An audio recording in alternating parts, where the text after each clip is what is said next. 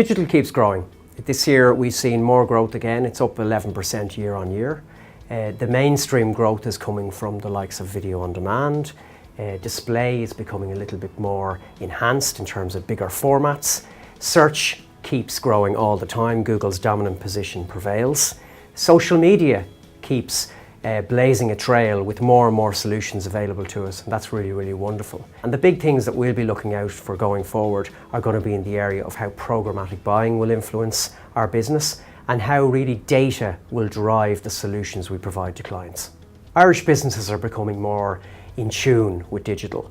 We're seeing companies who rely on the internet to drive their business forward, employing specialists within their marketing teams, and that's really helpful because it provides an expertise client side that the agency can respond to. Clients in the telco space, financial services, travel, etc. are really driving their business forward and building market share using the internet. They're quite a sophisticated client for us. They're using data all the time to refine their media buys and really delivering business results through the internet.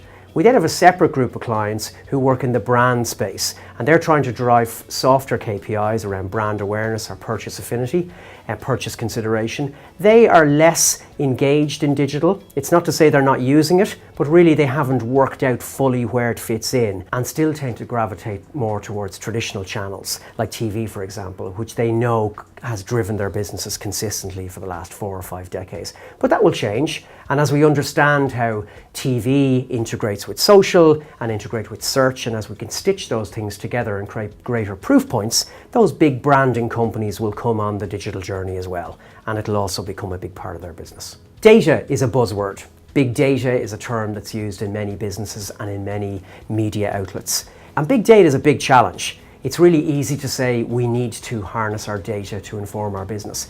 Data isn't a new thing. Every business in the world since the beginning of time has been using data to inform their business. The challenge nowadays is there's so much data. How do we harness it? How does it get put into one place? How is it used in a meaningful way to drive business solutions? And that's a really big challenge. It's a technology challenge for a business, it's a cultural challenge and a strategic challenge for a business. What we're trying to do is help clients find a way through that. We're not IBM, we don't provide big data, enterprise data solutions, but we can help extract data from the advertising we do for our clients to inform the decisions they make going forward. And data will become more and more important in the future as we have greater amounts of data points and touch points with our consumers. But as I said, a big challenge and something that will take a long time to really get to. Mobile is obviously a big trend, and for a decade we're hearing that this is the year of the mobile, and it started off with WAP technology almost 14 or 15 years ago. So whilst as consumers we've been using the mobile for the accessing the internet for probably 14, 15 years, now we can really see how pervasive it is. They call mobile the brand in the hand. They call the mobile phone the life, another limb. It's like almost like another limb within us. And it will become a much more integral part of our daily lives as it becomes a vehicle to control everything. It will unlock your car, it will unlock your house, it will be your wallet for buying things. It does become your command control for your life. And that's really interesting. And that's where companies like Facebook, for example, or Google are making massive inroads. Facebook, when they IPO'd, were criticised for not having a mobile strategy.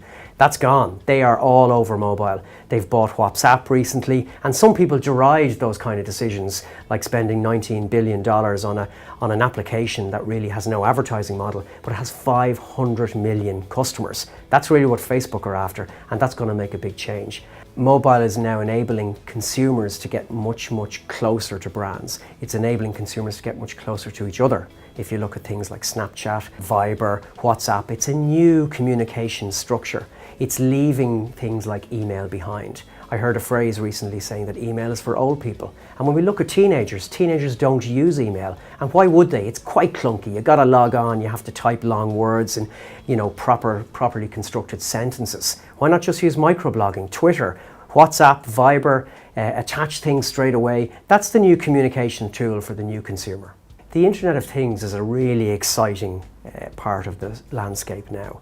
If we look at what happened in Las Vegas at CES in the last few weeks, everything was about the Internet of Things. Fridges connected, wearable devices, and even the car. The car is the 3rd largest growing internet device in the world now. And who would have thought that the car would become an internet device 50% of new cars by 2018 will be internet enabled. And that's a really exciting development. It'll be fantastic to see how we as marketeers and brands engage with consumers through that in-car experience. We've been doing it for years with radio, but now let's do it with the internet. Voice controlled, intuitive, location based. It's going to be really, really exciting.